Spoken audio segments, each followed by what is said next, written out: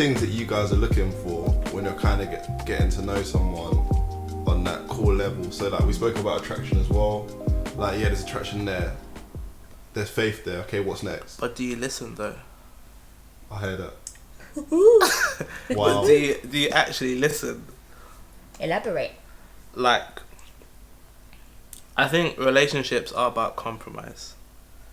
And the first step to compromise is just listening. It's like, and not just listening in the sense of, I'm speaking and the person is hearing, or you're speaking and I'm hearing, or whatever. But do you listen as in, like, do you see, like, my mannerisms? Do you see, like, what I'm trying to tell you with my body language or whatever? And are you understanding that there are some things that I don't need to spell out to you to say that, I don't like this, or this is wrong, or we shouldn't do this? And, like, are you receiving that? Because, like, there's only, I mean, communication is great. I'm an advocate for communication. Communication is great. Lovely. But there are some things that you shouldn't have to say. There are some things that you should just be able to you should just get it. Okay. There's this very dangerous place where people believe that from the onset. I believe that's dangerous. Not that that's what you were saying. That should be from the onset. But a lot of people understand that I'm going to go into this. I'm going to get to know you. I'll continue to get to know you. If this doesn't change, then oh well. Because you didn't pick up on what I was trying to give you. If I don't know you from Adam, which is the intention of getting to know you, and you don't express what you would like, just because you assume that I'm a Christian woman and I should understand and whatever, and maybe you thought the Lord was going to reveal it to me in a dream, like, unless some people are really spiritualized dating to the point where it's just like, I don't understand why you took this leap of faith, because clearly you don't have any. I was sleeping and when I was sleeping, you should communicate what you expect, and people are very afraid to do that, or they believe that they don't have to do that because they just assume that people should understand them. I think that's really unrealistic, and I also don't get why people would associate that with the spirit of with the it's just so overly spiritualized, but with the aspect of dating, because to date is to be vulnerable, to date is to be clear, and to date is to understand your standard prior to. That doesn't mean it won't change later. I think people are scared to say what they want because later down the line they'll realise that things that they wanted have changed. But we need to be open to express that, okay, I'm the kind of person that I don't like when you call me at this time, and then later down the line it might be like, okay, you like this, I'm gonna I actually have found out that I like this too. This thing has changed, but people don't want to stand on anything just in case. Doesn't make any sense when you're dating to expect things of someone without expressing it. Just for people that might have misconstrued that, because I know a lot of people that go into dating not willing to express. You 100% have to be. You have to have the hard and difficult conversations. I've had my fair share of difficult conversations. Might be very uncomfortable, but it's better to get it out early. It's 100% better, so much better to just have them from the start and then get them out of the way.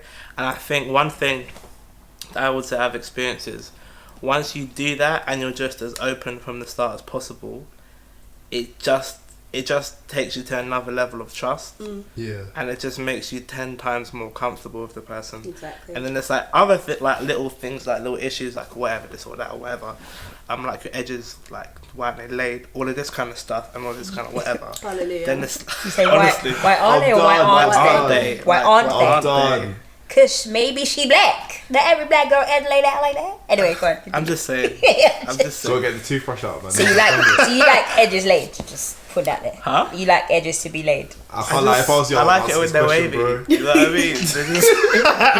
Man said the back of the 2000s. With the gel, with the slick in It's just not even about you looking. No, like, but why is your edges like that though? Why is Put your hand down. Because your hair defies gravity, Oh my goodness. and unless you're white or mixed race or Indian, then chances are your edges may not naturally lay. I hear that. Anyway, what I'm saying is, you can communicate that stuff more easily. Like, maybe I don't like when your edges aren't laid.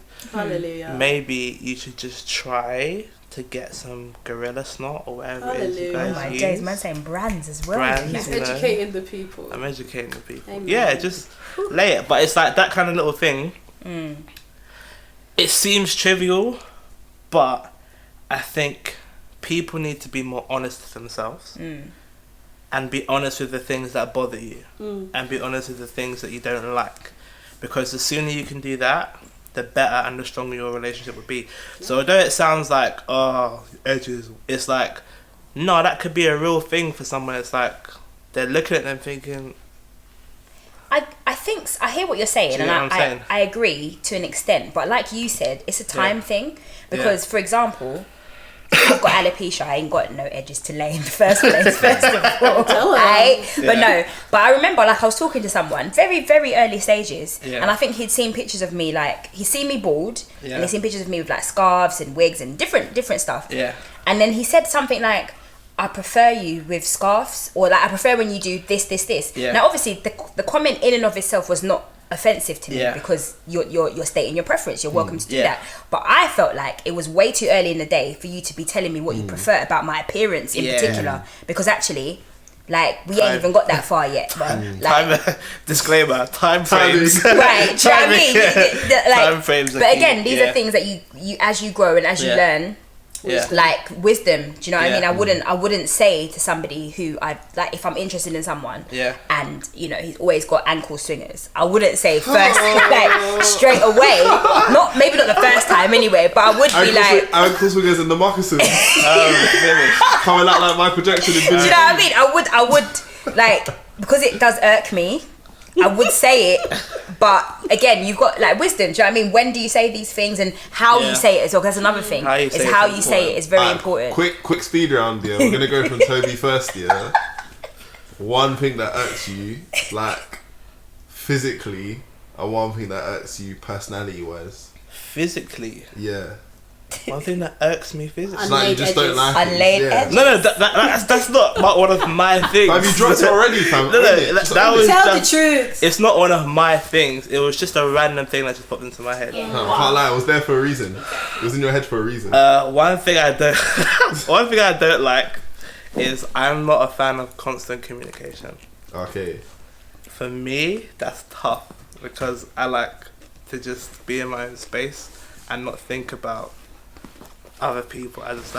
I would prefer a 1 hour FaceTime than for us to be talking constantly throughout the day. Messages. I just can't do it. It's not for me. Yeah, you gotta do a physical one. What's a physical one? Just like, I don't know, someone's had jacked up trainers.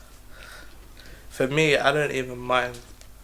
As long as you're not dressed like a grandma, I guess. Like, it's calm. So what's that? Some grandmas are swaggy though. Yeah. Nah, even that's calm. I like that sometimes. I hear that. Yeah, I'm not really fast look-wise. I'm very, very big on personality. So look. What about personality? What's the one thing a guy's gonna do that's gonna be like, nope? Be disrespectful. I heard that. So I have a very big thing with people that don't say please and thank you and stuff like that. I've been on dates where people haven't said please. I say your please for you. I say thank you for you. I was literally talking. There was a podcast I was listening to about this the other day. I've said your please. I've said your thank you. Next time the waiter comes, I've still said please and thank you and excuse me again for you. I'm trying to make it very clear that you've missed out on the opportunity to be polite to someone. You're still not doing it. I then raise it at the table. This actually happened on more than one occasion with different people. But people just don't tend to use their manners. I find that very rude. It takes nothing to say please and thank you. So that for me is a big problem. Big problem. Shaqs. You already dropped one already, man. Ankle swingers. Other than ankle swingers. Okay, I guess this is physical, though it's not like a visual thing. But personal hygiene. Like breath. Wow. Breath. That's breath. Wow. Like all of it. Breath. The man's talking about the breath is huge. Holy Spirit, yeah. Breath is huge, but all of it. Because I feel like, and again, this is like, because I had this situation one time. I feel like sometimes you may not be aware. So for example, we were young, do you know what I mean? But my boyfriend at the time, he used to play basketball a lot. So he would, after basketball, obviously, like before, if he's not going straight home, he would take off his t-shirt, put in the boot. It's not even put in the boots, and then put on a fresh t-shirt. But then again, another time, either he might forget that he had that t-shirt in the boot or something, and then he'd want to go and put that t-shirt on, and I'm like, bruh, like, you know that's musty, first of all, and then you put it in the boot, so that's like double musty.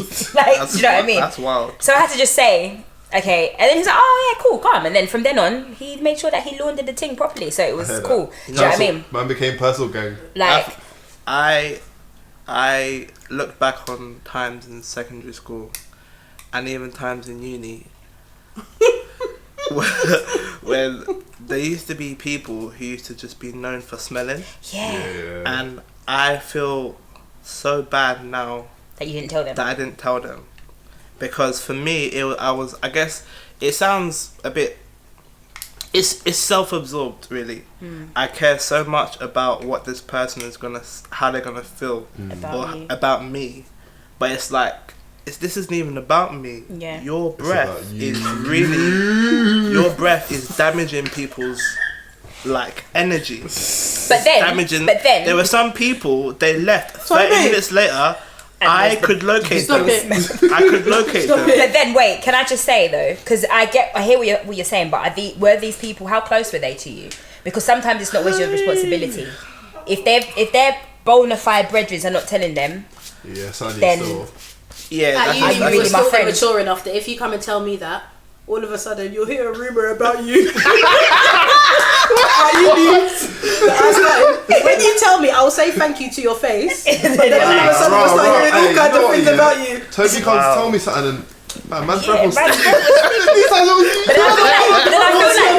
then I feel like the rumour thing doesn't really work, because if you smell, chances are more than one person has noticed it. Still. Yeah. So like, the nose don't lie. Do you know what I mean? I think the times that I felt deepest is when it's like a thing where everybody knows. Okay. And everybody talks about them like, they smell. Those are the kind of people who they'll be getting bullied, and half the time they won't even know it.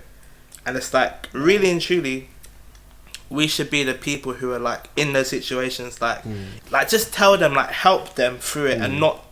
I just always look back and I think I wish I had done something. Yeah.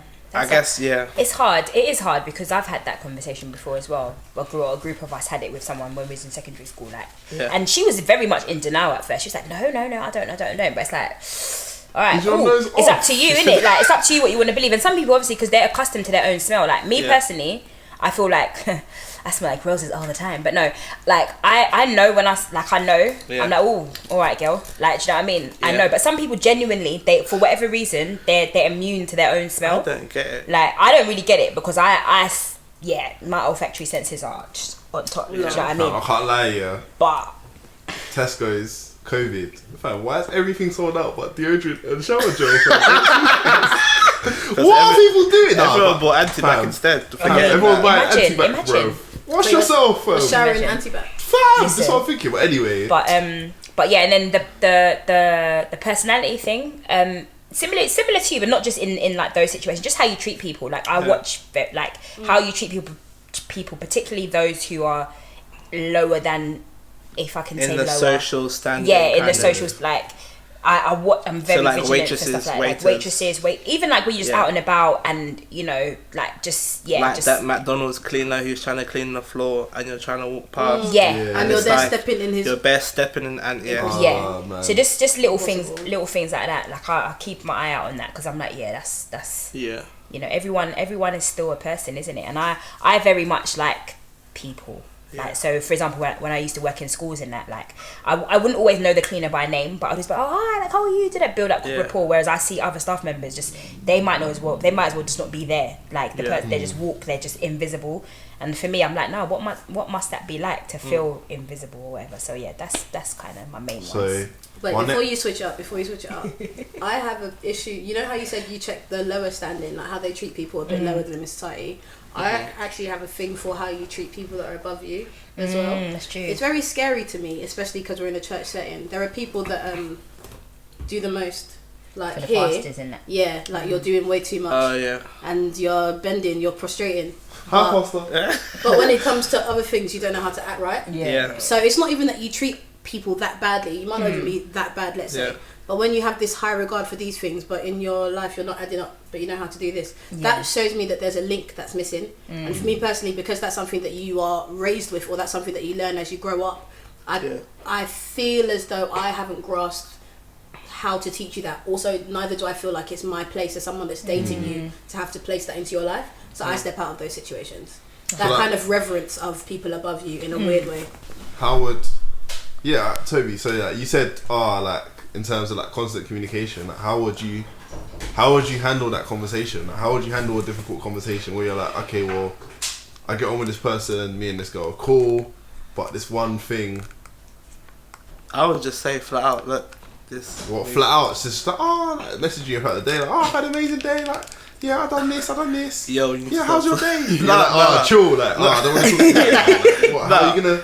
Nah, I think, again, you just have to be careful of how you say things when you say them. So for me, I wouldn't just bring it up at that kind of time. I would wait, and I would maybe address it like later.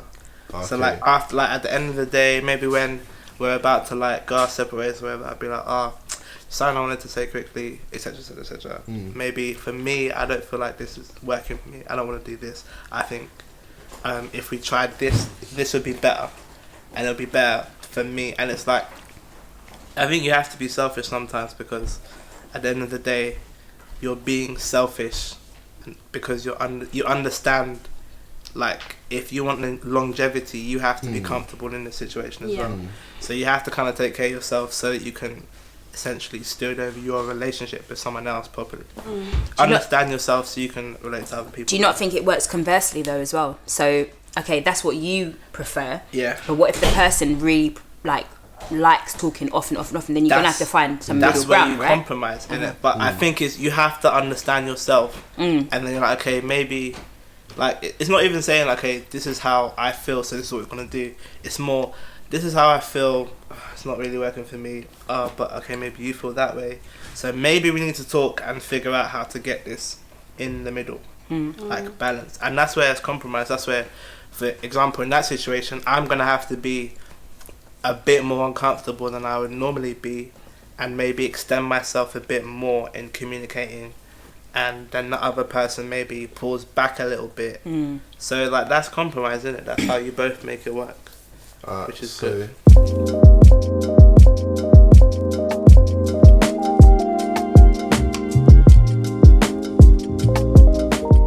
The person you're trying to drop out? Yeah. How did they get to love when you were online?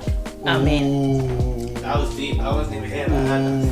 But but genuinely, how did you get? Is it because I was doing something wrong? Because sometimes the person can be misleading, or was it that you weren't protecting your heart? No, they were flying. They weren't. So if their feet were not on. If you're not guarding your heart, and I'm doing all the right things, and I'm ensuring that you are aware of how it goes, not only can I not help you, not only can I not help you, you don't even have the right to ask for my help. Because you know how people be like, but what?